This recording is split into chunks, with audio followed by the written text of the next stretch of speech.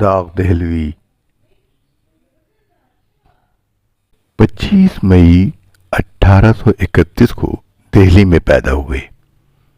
ان کی وفات 17 مارچ 1905 کو حیدرآباد دکن میں ہوئی۔